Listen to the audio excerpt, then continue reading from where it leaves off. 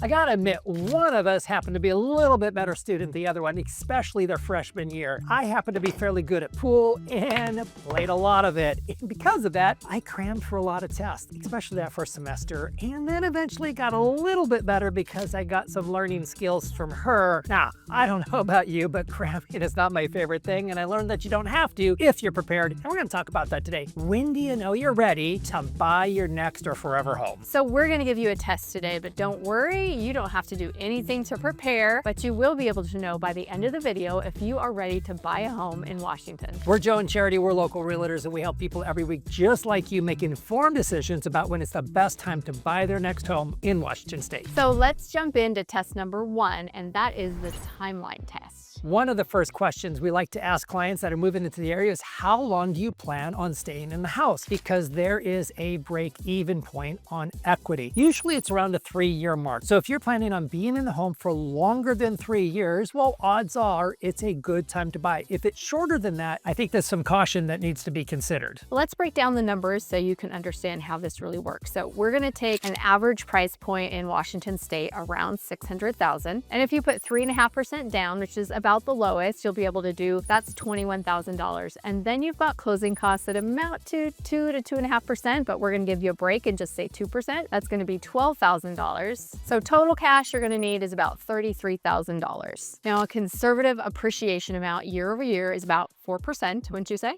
Yeah, somewhere around 4%. Okay, so then we take 4% and then we consider what it's going to cost you to sell. And that's anywhere in the range from about 8 to 9%, but we're gonna give you a break again and we're gonna say 8%. So if you take all of those numbers and you run it through the system, you're gonna see it takes about 3 years to break even. Now, you did pay a little bit down on your principal, so that's great. But of course, every house doesn't appreciate 4% on average. So it's a good rule of thumb to just consider making sure you're in the house for about 3 years. Now, you might be thinking to yourself, hey, no worries, 3 years, I'm planning this being my forever home. So you're gonna be in it 5, 10, 20 years, maybe even longer. So you pass that test of flying colors. The next part of the test is going to be the budget test. What do you really need to earn or have to be able to afford that $600,000 average price in Washington State? So let's look at that $600,000 house. The first thing you need to know is how much income you need to have to be able to afford that. And it's gonna be about $125,000. And this is not exact. You're going to wanna talk to a lender about the exact amount, but this is what you need if you don't have a lot of debt. If you have more debt, then you're going to need more than that. So it's important to remember that $125,000 is not just necessarily on one person alone. You could have your partner, you could have your spouse. And if you're buying a property with ADU, you could potentially use some of the rental income towards your income to qualify for that loan. So there's a lot of options, and that's why you want to talk with a lender about that to see exactly how you could qualify for that $600,000 home. So back to the numbers. So you know you've got that $21,000 down, you've got $12,000 for your closing costs, and that's going to give you a loan of $579,000. So we know how much cash up front you're going to need to bring to the table for closing costs, but affordability a lot of times has to do with what you can afford per month. So at this $600,000 home, with the amount that we said that you would be putting down, if you had a 6.2% interest rate, which is currently what it's hovering around, and about $125 towards your homeowner's insurance, we're not counting for any HOA fees or anything. So with all of these fees included, you're going to be at about $4,400 a month. Now, what Charity just mentioned is at a 3.5% down payment. If you increase that, say up to 20%, it's going to drop your monthly expense by nearly $1,000 in your mortgage payment, and that's a lot of money. So you want to make sure that you determine how much money you want to put down, because it's going to affect your monthly budget for sure. One thing that we also like to mention here is that if you don't have quite that amount saved up for your down payment and closing costs, Washington State does provide down payment assistance programs, but it's important to know that those are not grants. They're not just going to give you the money. It's actually a loan. But the great thing about those loans is they don't accrue interest the entire time you have them. It's basically like it's sitting over on a shelf. So there are options if you haven't quite saved enough yet. And we have helped plenty of people use those programs, and they're really great. And we are thankful for Washington for providing them. And this brings us to our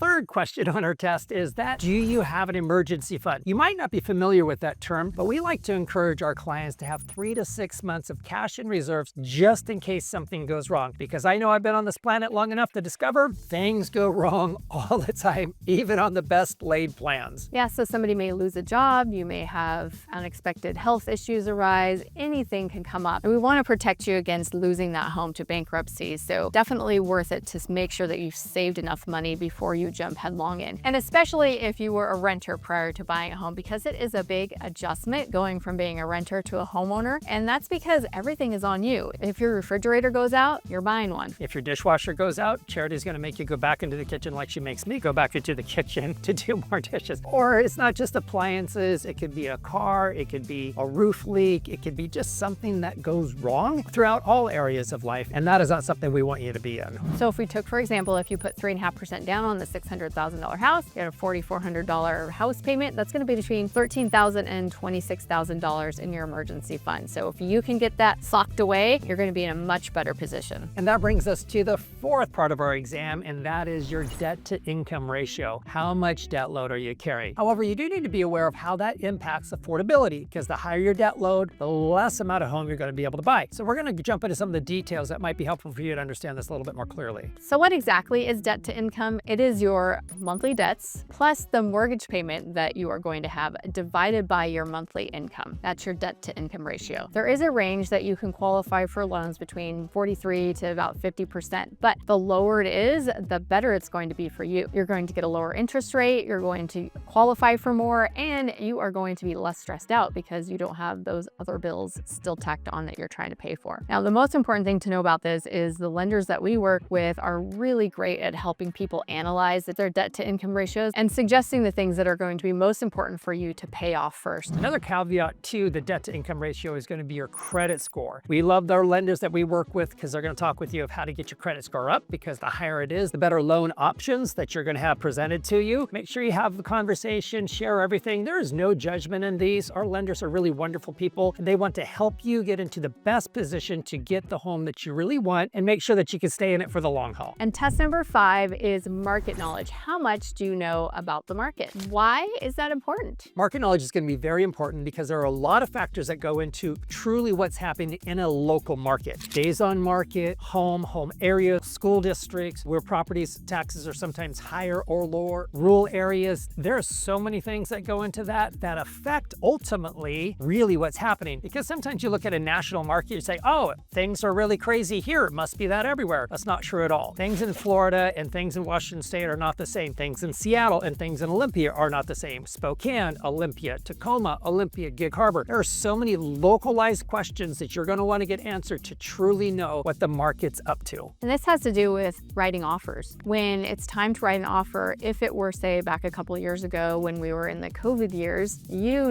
really needed to be tracking the market and you really needed to have a knowledgeable agent by your side, because most people were writing about 8 to 12 offers before they were getting one accepted. And most people were having to spend more than the list price, quite a bit more than the list price, and do all kinds of crazy things just to get a home. But if you take that same approach and apply it right now, you're going to be spending too much money and you're going to be offering things to the sellers that aren't even required at all. So making sure that you understand the market is going to be so helpful when it's time to actually write an offer. As Charity mentioned, this becomes very important when we're writing offers, because every home that comes into market could be priced perfectly. Sometimes they're priced high, sometimes they're priced too low. It's a really great value. Each home is very specific in when it shows up on the market. And I know that sounds like you really have to be dialed in, but the truth is you really do. I've had clients who wanted to write very lowball offers because they're familiar with that at home and that's what's happening there, and they assume that all homes in our area are the same, and they're not. We still have multiple offer situations if it's priced right the first weekend. Absolutely, because people are waiting for that right price. Other times, yeah, there's aspirational pricing and that house will come down or sit on the market. But it really does vary from home to home. We want to make sure you get the right advice as you move forward into your next home. Another thing that's really important to think about when you're gaining information about the market is how much homes sell for in different markets. Now, Washington is a big state and there are price points that vary from the mid 200s to all the way up to $1 million. Matter of fact, I was meeting with some clients a couple weeks ago and we were talking about their budget, and they had a very modest expectation of what they were going to get. They wanted some certain features to their home and they thought, oh, we just don't know if we can afford it in your area. When then they told me what their budget was, I'm like, you're going to crush it. Matter of fact, if there's more things that you want in your home, you're going to be able to get that in the Olympia area. Now, if they were talking about that same budget, for example, up in Seattle, well, no, it's going to be 40% more for that same house. So a $700,000 home that they were describing is going to be closer to $1.3 million up in the Seattle. If you're looking over in the Spokane market, which is on the other side of the state, you might be having, for that same type of $700,000 budget, you might be at $500,000 and get really everything that you're wanting for. or one of the rural areas even further south or west of Olympia, you could be in the 400s to get the exact same type of home that they're describing. So every individual city is going to have a market around it, and that's why market knowledge matters so much. So let's score your test. Did you get 5 out of 5? Well, maybe a little bit lower, regardless of what you got on your test. Go ahead and jump on a call with us. We'd be more than happy to go over the specific details of wherever you want to land in Washington and make sure you get all of your questions answered so that you make informed decisions about your move to Washington State. Yeah, we've made it really easy for you. You can see the number below, or we've got a calendar link that you can click on in the description below, or you could just simply email us. Anything will work for us, and we are ready to go to help you move into your next home. And make sure you keep watching for the next informative video we put out to help you make wise decisions moving to Washington.